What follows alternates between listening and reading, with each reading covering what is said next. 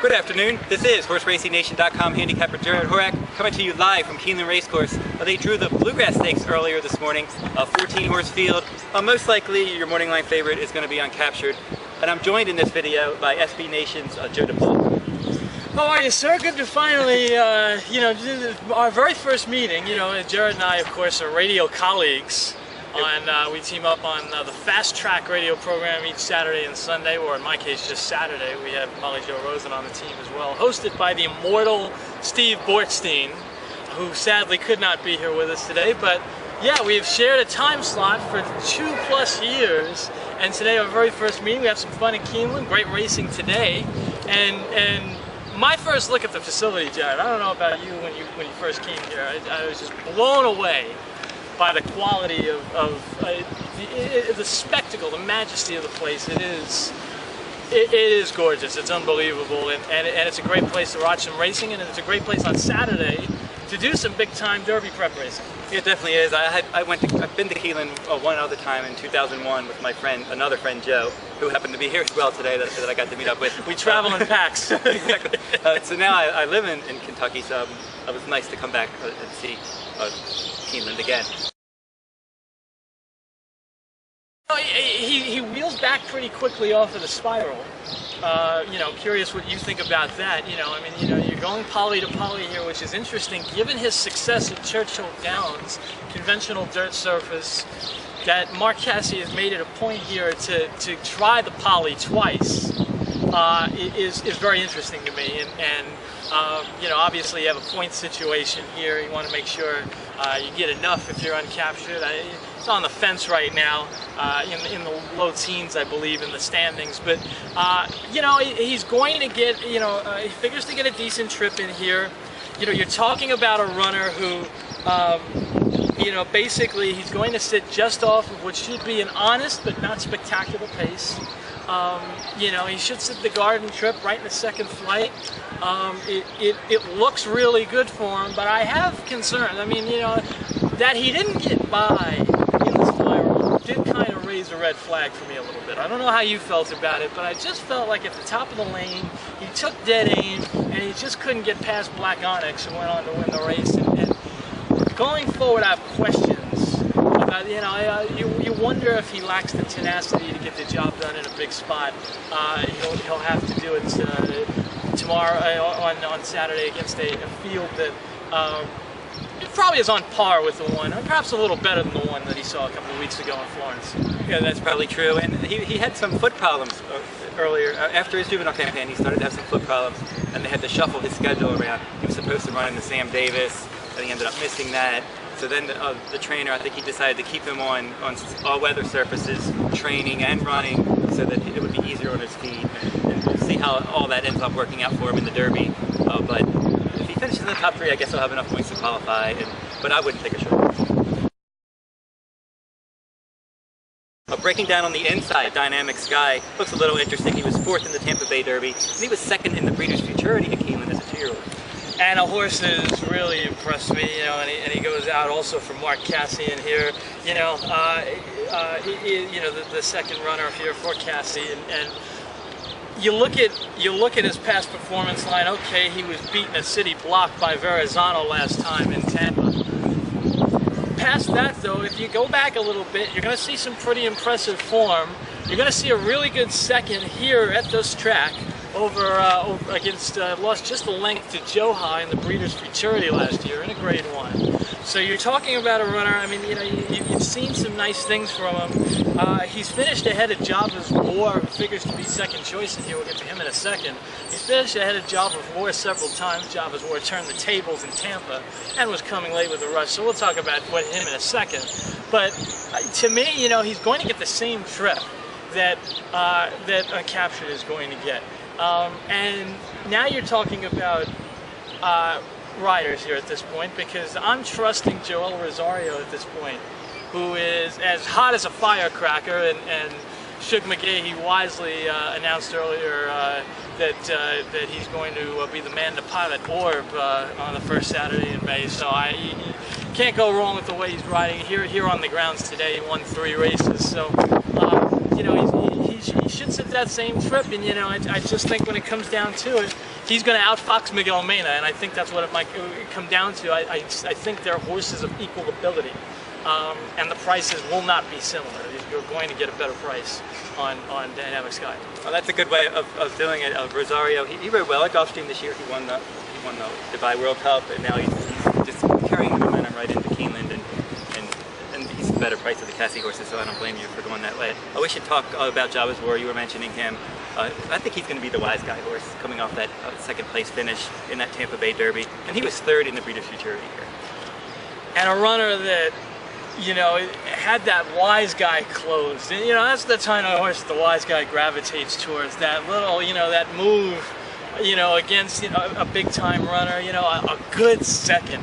Like, you hear the way people are talking about Normandy Invasion after the Wood last week. You know, the same kind of buzz is being generated around Java's War, who, listen, is a solid runner.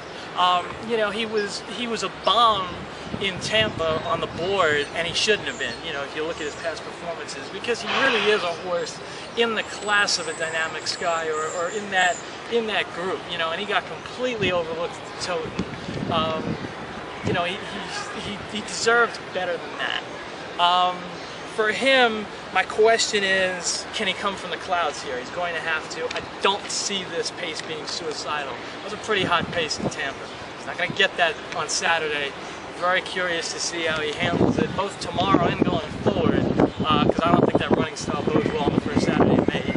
Yeah, and he was a long shot in Tampa, and now everybody's kind of on him, so if you weren't on him there, maybe you should. It's the classic adage of, if you weren't there for the wedding, don't be there for the funeral. Balance the books. He disappointed in the Spiral. He was 11th. He was highly regarded. He was in my Derby top 10 list for a long time, but maybe he's just a turf horse. We'll have to see. He disappointed there, but Chad Brown said earlier on he trained well on synthetic, and he's going to give him one more shot, and maybe he can do something here. He showed a lot of ability coming from off the pace in turf races, but can he do it on synthetic? I was really disappointed not to see Noble Tune in this spot for Chad Brown. It certainly seemed like that was the way that Chad was going to go here. Last minute they call the audible and they put Balance the Book here, who, listen, wheels back, another wheeling back very quickly from that Spiral.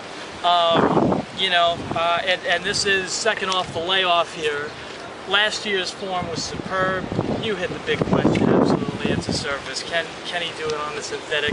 But, you know, and this is where, and this is a big thesis of yours. I hear you talking about it all the time, and it's amazing how this goes overlooked by even the most astute of handicappers. All synthetic courses are not equal. They're not made equal. This is not the same course here at Keeneland that he saw at Turfway. It's just not. He could absolutely adapt. I mean, you can't throw him out off of the one performance.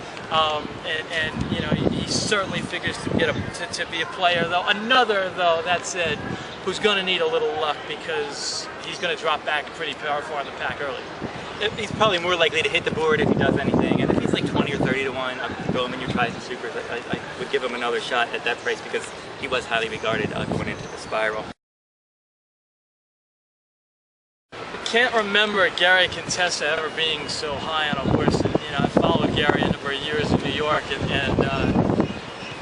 he was at the draw on a Wednesday morning, and he was in all his glory, and really soaking the experience in. This is a big time runner, he believes.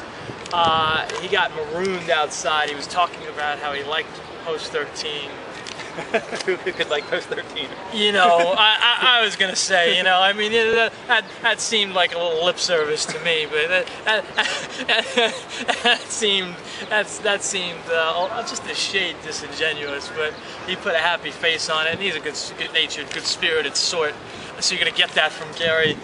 Talented runner. Surface questions for him as well. I think he's okay on the front end here. I mean, he figures to sit just off. I mean, you know, at least he does have the early speed to put himself in the game. Edgar Prado is not going to hang him out in a 5-path. You know, he's going to tuck him in pretty early. He should hustle and get a nice position.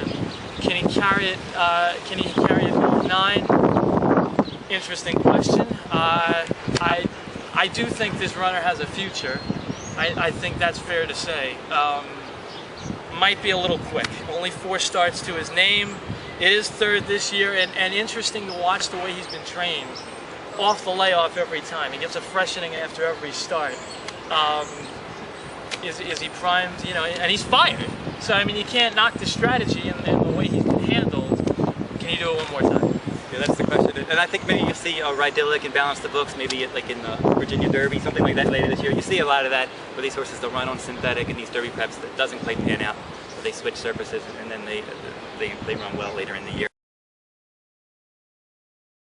Yeah, Palace Vallis is, you know, I haven't gotten the buzz myself, and you know, a lot of us talked about going, you know, into Louisiana with him. It was I just haven't gotten it. You know, I saw a sprinter all along. The repeated attempts at stretching out. Now they wheel him back. You know, in 2 weeks off of Louisiana. You know, they're desperado to make the. This is a forced move. I hate when owners chase the money like that. You know, and chase the Derby glory. This is a horse that is not proven he belongs at this level. He took his shot in Louisiana. It didn't pan out. I failed to see him, and he does get a surface switch. Apart from that, I don't see where you're getting this dramatic improvement on Saturday. And because of the buzz, you're going to get nowhere near the price that you deserve if you back the run-up. So I just can't find much positive to say about Palace Vallis at all. Who do you like at this early stage? Of those, yeah, I mean, you know, I don't really have much on those other. Good luck to Wes Welker, who owns Undrafted. You know, I'm thinking he's going to have a lot less success than his owner did at the highest of levels. But yeah, I'm going back to Dynamic Sky here. You know, again, it's just I think, you know, the stars are aligned here. Price is right. I just see it shaping up that way. I think he's got the right pilot in the irons. I think the race flow is going to suit him beautifully. I think he's been campaigned well. You know, this is his 4th start of the year.